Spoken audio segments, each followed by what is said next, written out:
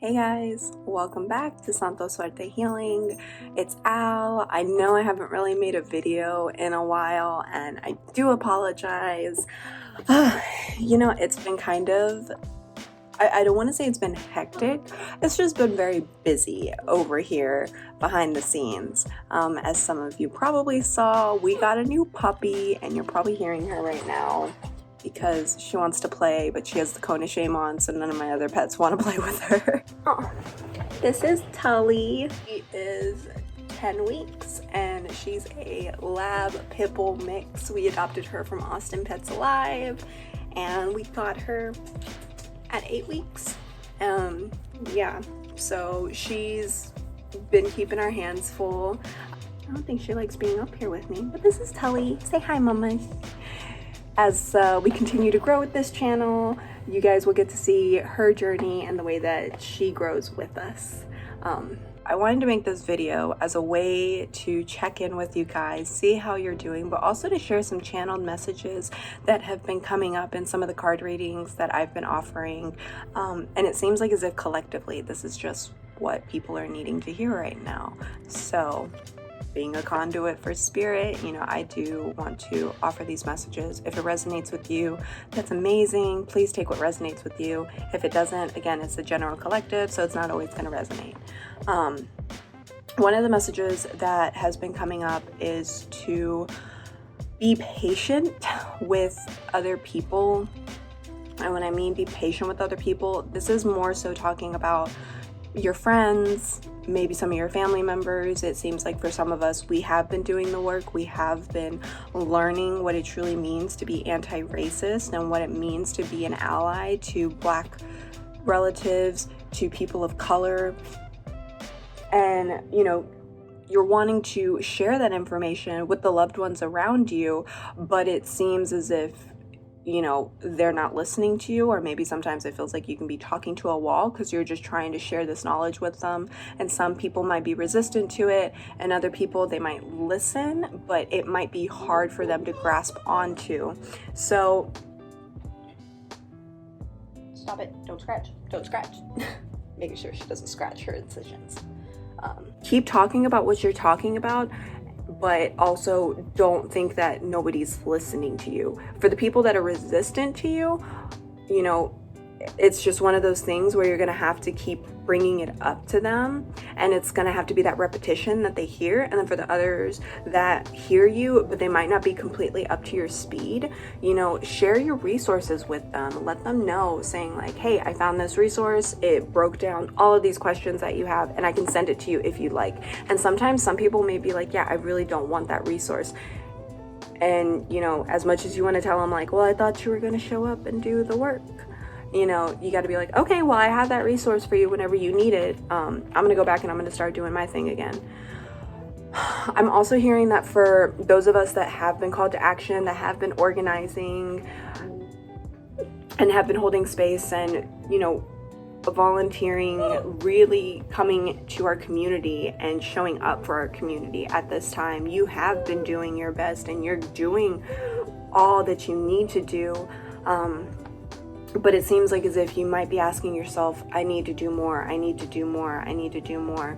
And Spirit is saying that, don't forget to rest and replenish yourself. That's been another big message that's been coming up, is resting and replenishing yourself. Please do not forget how important that is, especially if you're a birth worker, you could be a medicine worker, a spiritual worker, a tarot reader, an energy worker. If you are offering spiritual services and just services in general to BIPOC communities at this time, one, kudos for you.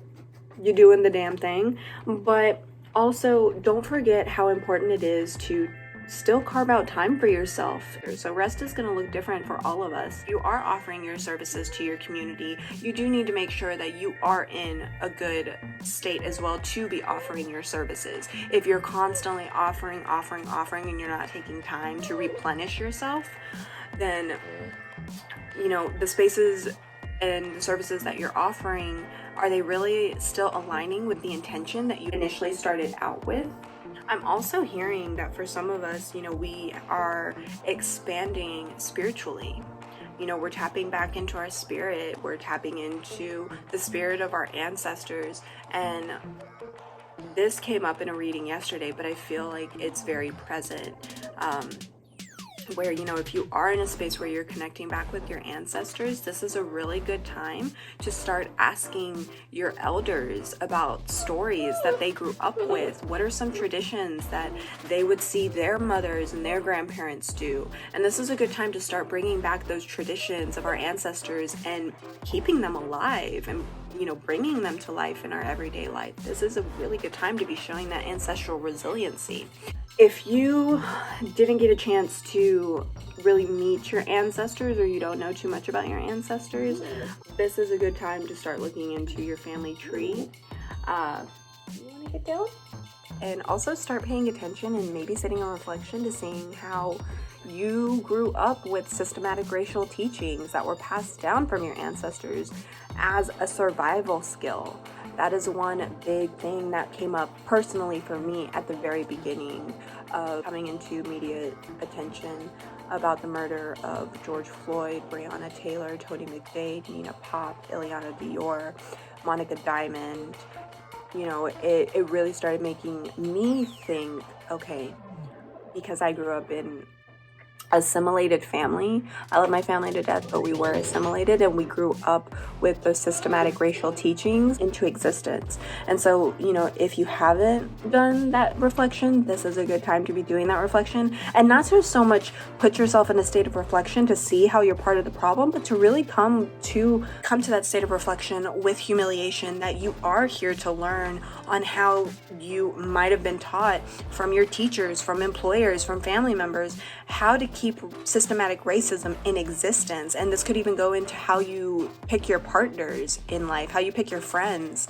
And then once you bring awareness to what teachings you might have grown up with, and that might be subconsciously programmed within you, then that's when you take the step of, okay, now I'm going to start unlearning this. And then I'm going to start teaching myself what it truly means to be anti-racist. You know, this means looking up the history of our BIPOC communities and how the United States was built off the back of immigrants.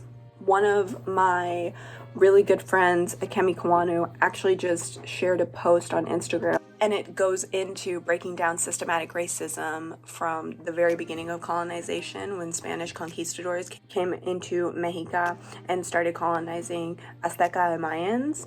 And then it takes that and it goes all the way into where we are today.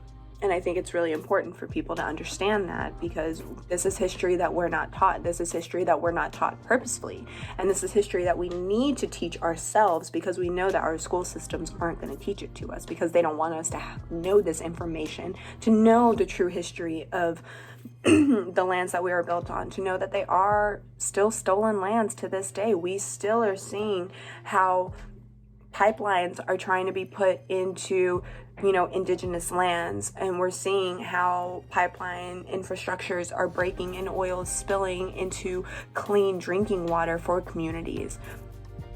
And so that's another thing that I want to bring up. You know, if you are one of those people to where you're like, I want to be doing more, but I don't know what I should be doing, this is also a really good time for you to start getting involved with local organizations. This could be Black-led organizations, BIPOC-led organizations, queer-led organizations. Really do your research on who you want to volunteer with and make sure that their mission statement is in alignment with where you're wanting to do the work in. And so another thing that has been coming up is also to, you know, look into organizations that help build community gardens. Food sovereignty is so interconnected with BIPOC liberation, and this is very true. This is us coming back to those ancestral teachings of growing our food, of building a relationship with the lands that we're on, offering the lands, compost, water, even if we're not growing anything, but just simply because we understand that we're needing to take care of those lands. If you guys would like to see how I make my compost in an apartment, let me know in the comment section down below, and that could be another video that I can make into the future. It's like organizing, building community gardens, really learning how to build a relationship with the earth. If you volunteer at a organic farm and you get paid in produce for your day's work, if you already know that, like if you're stocked at home with your produce and you have all this surplus amount, you can be offering this to friends who might be needing it, those who still are suffering the impacts of COVID-19. You could be taking this to local food shelters within your area and using that as an offering, so that way those that are needing food and don't have easy access to food are able to get good quality produce. There are so many ways that you could be showing up for your community in this time that's not just sharing things on social media, that's not just, getting into heated arguments with people about what it means to be anti-racist. There's so many layers in how you could be showing up and what it means to be truly standing in solidarity with Black relatives, with Indigenous relatives, with Latinx relatives, with Asian relatives. It's really the message that I got for y'all, because I feel like right now we're just really needing poetry. And so I'm reading this from the book Stellium that was written by Shelby Morning. She is a very good friend of mine, a medicine worker as well. When I felt lonely, to stroke my ego and help me avoid accountability. This was my BoJack Horseman moment, where everyone he loves at some point lays it all out on the table and says, maybe it's you. Except the screen was dark and the only figured outline on the screen was myself through the reflection. And so I consented. I consented to the pain, the feeling of dying every single day, the complete terror that comes with being the only person alive in the entire world. That's what it felt like, being the last person on earth, or maybe the first. I consented because there was no other choice that could fathom in my hearts of heart. I needed to feel better. I knew I couldn't continue to wallow in self-pity or overextend myself to loved ones who I believed were broken. The wake-up call came one night when I was communing with the divine feminine, and I saw myself in all her wounding. Why was I so fixated on saving people who had no interest in allowing me to take part of their individualized healing process? Why did I keep track of the imagined debt that I believed other people owed me, constantly obsessing over how I would be renewed for doing the same thing for them?